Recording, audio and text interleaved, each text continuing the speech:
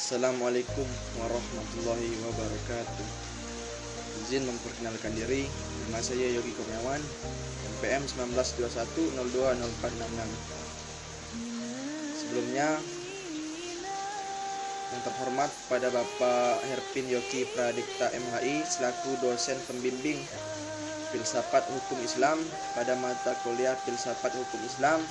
Di sini saya ingin mempresentasikan tentang pembaharuan hukum Islam dan tujuannya.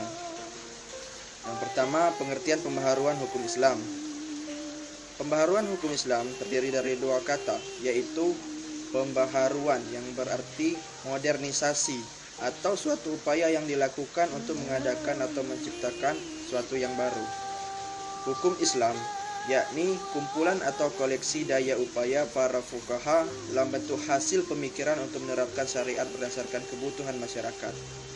Dalam hal ini, hukum Islam sama dengan fikih, bukan syariat.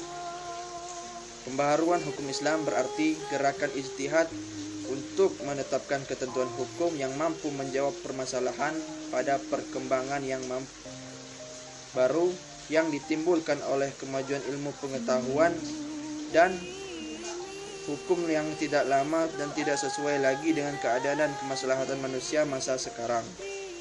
Yang dimaksud dengan ketentuan hukum di sini adalah ketentuan hukum Islam kategori fikih yang merupakan hasil ijtihad para ulama, bukan ketentuan hukum Islam kategori syariat.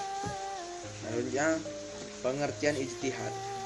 Ijtihad adalah salah satu wacana yang digunakan pada pembaharuan secara terminologi. Ijtihad adalah mengarahkan seluruh kemampuan dan usaha dalam mencari hukum syariat.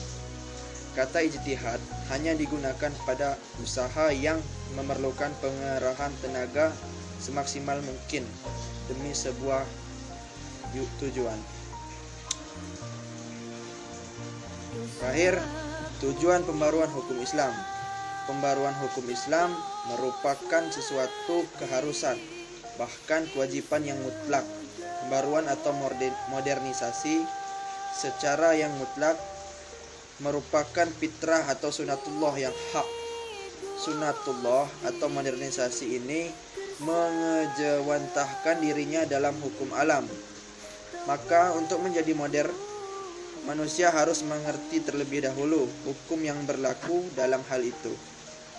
Manusia karena keterbatasan kemampuannya tidak sekaligus mengerti sunatullah itu, melainkan sedikit demi sedikit dari waktu ke waktu. Sejak awal hukum Islam sebenarnya tidak memiliki tujuan lain kecuali kemaslahatan atau keadilan manusia.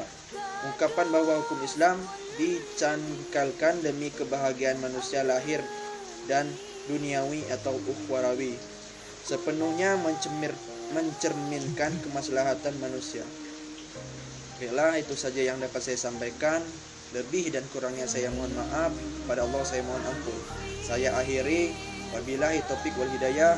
Wassalamualaikum warahmatullahi wabarakatuh.